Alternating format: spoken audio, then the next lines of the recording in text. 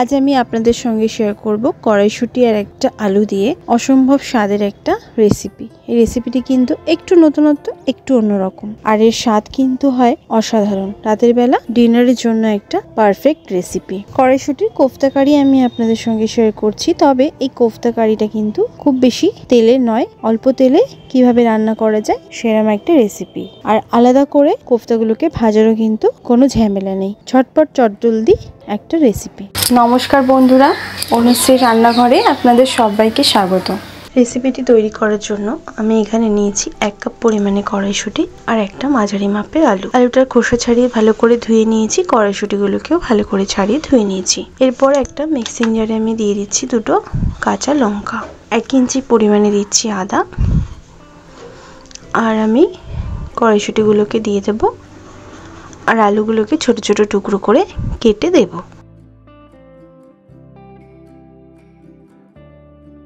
আর এখানে আমি দিচ্ছি সামান্য একটুখানি ধনেপাতা, মিহি করে বেটে নেব, কোনো জল কিন্তু আমি এর মধ্যে দেব না।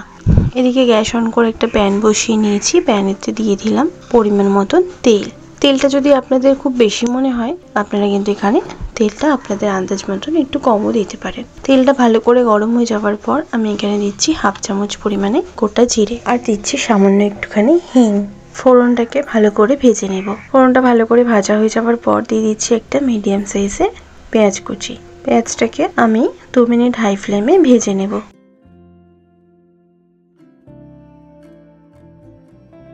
পেঁয়াজের কালারটা আগের থেকে অনেকটাই চেঞ্জ হয়ে গেছে। এরপর আমি এখানে দেব 2টো মিডিয়াম সাইজের টমেটো কুচি, আর দিয়ে দেবো স্বাদ মতো নুন। ভালো করে টমেটোটাকে দিয়ে কষিয়ে নেব। যেহেতু নুন দিয়েছি তাই টমেটোটা খুব তাড়াতাড়ি সফট হয়ে যাবে। এরপর 3-4 মিনিট লো ফ্লেমে ঢাকা দিয়ে দেব। ঢাকাটা 3-4 মিনিট পর সরিয়ে নিলাম। দিচ্ছি 1 চামচ পরিমাণে আদা রসুন বাটা। আদা রসুন বাটাটাকে দিয়ে 1 থেকে 2 মিনিট কষিয়ে নেব। আদা রসুনের কাঁচা গন্ধটা কেটে গেছে। এরপর আমি এখানে গুঁড়ো মশলা দিচ্ছি। 1 চামচ পরিমাণে দিলাম ধনের গুঁড়ো, 1 চামচ পরিমাণে কাশ্মীরি লঙ্কার গুঁড়ো, 1/2 চামচ পরিমাণে হলুদের গুঁড়ো, আর 1/2 চামচ পরিমাণে গরম মশলার গুঁড়ো, আর সামান্য একটুখানি জল দিয়ে ভালো করে কষিয়ে নেব। মশলাটা বেশ ভালোভাবে কষানো হয়ে গেছে। দিয়ে দিচ্ছি 2 চামচ পরিমাণে টক দই। টক দইটা দেওয়ার পর ভালো করে নাড়াচাড়া করে মিশিয়ে নেব। ফ্লেমটা এই সময় একটু লোতে রেখে টক দইটা দিয়ে একটু নাড়াচাড়া করে কষিয়ে নিয়েছি। এরপর দিচ্ছি 2 চামচ পরিমাণে ফ্রেশ ক্রিম। ভালো করে আবারও কষিয়ে নেব।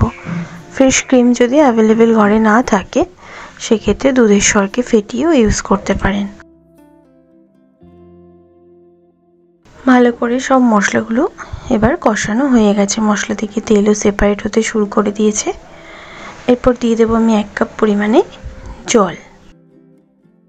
জলটাকে দিয়ে ভালো করে নাড়াচাড়া করে মিশিয়ে নেব। এদিকে কড়াইশুঁটির আর আলুর পেস্টটা কিন্তু আমার পুরোপুরি রেডি। এর মধ্যে কিন্তু আমি একটু চাল ব্যবহার করিনি। দেব 2 চামচ পরিমাণে বেসন আর পরিমাণ মতন নুন। ভালো করে মিশিয়ে নেব। বেসনটা দেওয়ার পর ভালো করে মিশিয়ে নিয়েছি। এরপর দিচ্ছি সামান্য একটুখানি বেকিং সোডা। বেকিং পাউডার কিন্তু নয়, বেকিং সোডা এখানে আমি দিয়েছি। দিয়ে ভালো করে নাড়াচাড়া করে আবারও মিশিয়ে নেব। এরকমভাবে চামচে করে আমি ডাইরেক্ট গ্রেভির মধ্যে দিয়ে দেব।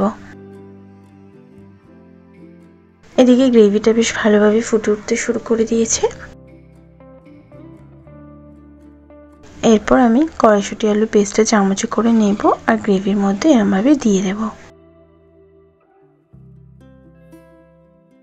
আপনারা চাইলে হাত দিয়েও ছোট ছোট করে দিতে পারেন। সব কড়াইশুঁটি আর আলুর পেস্টটা আমি গ্রেভির মধ্যে দিয়ে দিয়েছি। এরপর আমি ফ্লেমটাকে লো করে দিয়ে 8 থেকে 10 মিনিট ঢাকা দিয়ে দেব।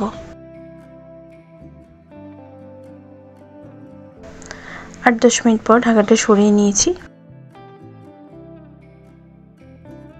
হালকা হাতে আমি এটাকে একটু নাড়াচাড়া করে নেব।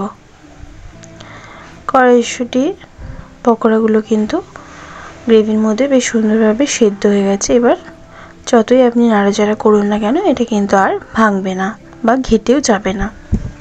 ভালো করে এবার নাড়াচাড়া করে নেওয়ার পর আমি এখানে দিচ্ছি 1/2 কাপ পরিমাণে গরম জল। এখানে কিন্তু ঠান্ডা জল একদমই ব্যবহার করবেন না, গরম জলই ব্যবহার করবেন। আর গ্রেভিটা আপনারা যেমন পছন্দ করেন সেই হিসেবে জলের পরিমাণটা এখানে বাড়াতে বা কমাতে পারেন।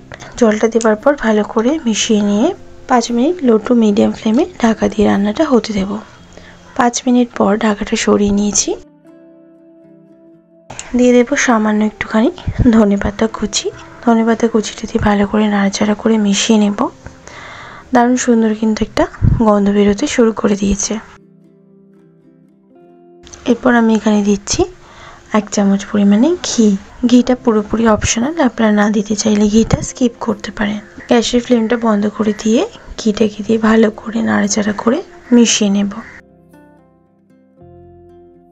এরপর 2 মিনিট স্ট্যান্ডিং টাইমে রেখে তারপর সার্ভ করব। এবার আমি 2 মিনিট পর গরম গরম সার্ভ করে নিচ্ছি। কড়াইশুঁটি আলুর এই মজাদার রেসিপিটি গরম গরম রুটি পরোটার সঙ্গে কিন্তু খেতে অসাধারণ লাগে। একবার আপনারা তৈরি করে খেয়ে দেখবেন, এর স্বাদ কিন্তু মুখে লেগে থাকবে। আশা করছি আপনাদেরও ভালো লাগবে। ভালো লাগলে লাইক শেয়ার করতে ভুলবেন না, কমেন্ট বক্সে কমেন্ট করে জানাতে ভুলবেন না রেসিপিটি কেমন লাগলো। ভালো থাকবেন, সুস্থ থাকবেন, ধন্যবাদ।